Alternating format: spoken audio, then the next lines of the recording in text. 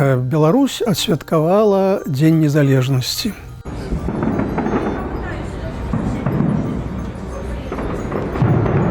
За 30 гадоў свайго кіравання Лукашэнку ўдалося навязаць беларускаму грамадству з дапамогай усіх дзяржаўных інстытуцый свае ўяўленні пра гістарычную памяць, пра гісторыю, пра афіцыйныя святы. Вось Дзень незалежнасці адзін з такіх прыкладаў навязвання Лукашэнкам беларусам сваіх уяўленняў пра тое, что варто святкаваць найперш, а что не варто. Сегодня мир находится на крутом переломе, и никто не знает, с чем мы столкнемся завтра. Вы видите, что творится вокруг нас. Запад опять решил все свои долги и проблемы сжечь в мировом пожаре.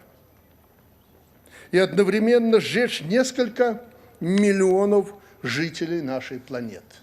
Ужо амаль 5 гадоў прайшло пасля таго, як Лукашенко задушыў масавыя народныя пратэсты, устанавіў сваю жорсткую ўладу над грамадствам, і, здавалася б, яму цяпер можна даволі спакойна сябе пачуваць. Тым не менш, выступ Александра Лукашэнкі на урачыстым сходзе, прысвечаным Дню незалежнасці, быў вельмі нервовым і вельмі таким з надрывам. Этот Лохушкин сидит сегодня в Польше, вонючей оппозиции. Это зверье, это преступники, это бандиты. Да пускай бы они сдохли там. Ён шмат вельмі апраўдваўся.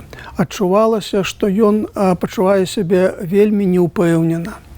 Ён апраўдваўся за тое, што у Беларусі завезена ядерная зброя. Я понимаю некоторых, которые говорят, что ну вот ядерное оружие разместили в Беларуси, поставили себя под удар. Это оттуда идея появилась. Ён прызнаў, што значная частка насельніцтва, магчыма, нават ягоныя прыхільнікі, скажам так, негатыўна ставяцца да самой ідэі завезення сюды расійскай зброі, ядернай зброі, ракетнага комплекса «Арэшнік». І асабліва гэты скептыцызм стаў больш відавочны і заўважны пасля таго, як былі разбомблены ядерныя аб'екты ў Іране, які таксама збіраўся ствараць ядерную зброю. І на гэтым тле, на гэтым кантэксце у людзей, у беларускіх грамадзян узніклі нейкія паралелі. Лукашенко гэта адчуў і паспрабаваў з гэтым неяк змагацца, неяк нейтралізаваць такія настроі. І ў гэтым выступе вельмі шмат гаварылася пра Іран, пра несправядлівасць міжнародную, пра тое, што вялікія дзяржавы не даюць іншым дзяржавам ствараць ядерную зброю, і упэўніваць усіх, што ён усё робіць правильно. Ядерное оружие, где надо, оно тихо, спокойно существует, охраняется, как положено в мире. Ну, упаси вас Господь ступить на нашу землю без нашего ведома. Упаси вас Господь. Ответ будет мгновенный, молниеносный и этим самым оружием, которого вы больше всего боитесь.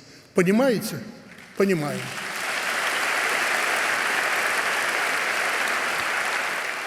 Лукашенко вельмі шмат пераконваў, што ягоныя перамовы з амерыканскай дэлегацыяй на чале з Кетом Келлогом былі правільныя. Во-первых, переговоры с Соединенными Штатами Америки и с довольно высокопоставленными людьми. Хочу, чтобы вы понимали, я никогда не гнушался разговаривать с людьми, как у нас дипломаты говорят, неравных самому себе. Очень важно, что люди к тебе приезжают и хотят с тобой разговаривать. Те, которые раньше слово «президент» после 2020 года не выговаривали. Бо у грамадстве, зноў жа ў асяроддзі нават ягоных прыхільнікаў, можна, як разумець, узніклі некія пярэчанні, маўляў, што ў нас нейкі паварот у палітыцы, і Лукашенко паспрабаваў даказаць, што ніякага павароту няма, і паспрабаваў патлумачыць, навошта ён сустракаўся з гэтай дэлегацыяй. І галоўная выснова была ў тым, што, бачыце, мяне прызналі як прэзідэнта Беларусі, і таму дзеля гэтага варта было сустракацца з гэтай амерыканскай дэлегацыяй. Говорят о том, что в Беларуси, оказывается, есть президент, и с ним нужно разговаривать, потому что от имени белорусского народа он что-то определяет. На этом основаны наши переговоры с Соединенными Штатами. Ну і плюс да таго, магчымы некія размовы пра зняццё ці змякчэнне санкцый.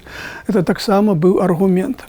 Але, здаецца, больш за ўсё Лукашенко гаварыў пра палітзняволеных. Магчыма, ніколі раней ён так шмат на гэтую тэму не гаварыў. А, здаецца, ніколі так шмат не абражаў ён сваіх палітычных апанентаў, як гэтым разам. Выказаўся зноў жа, з ім бывае гэта даволі рэдка, і нават уступіў у палеміку з Сергеем Ціхановскім, не называе яго персанальна.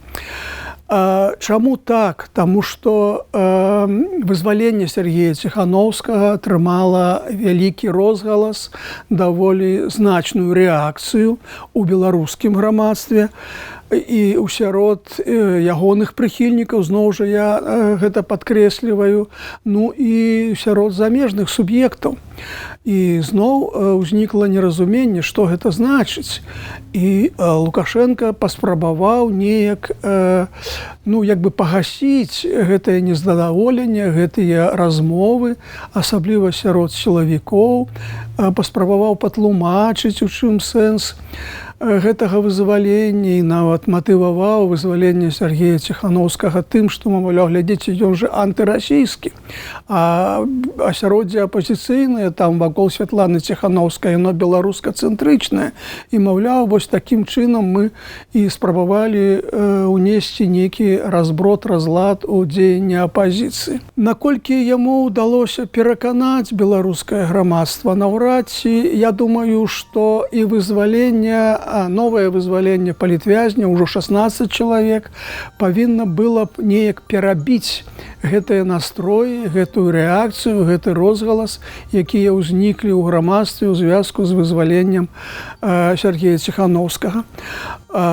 Ну і вось такім чынам мы ўбачылі разлаванага, няўпэўненага Лукашэнку, і гэта вельмі таксама паказальна.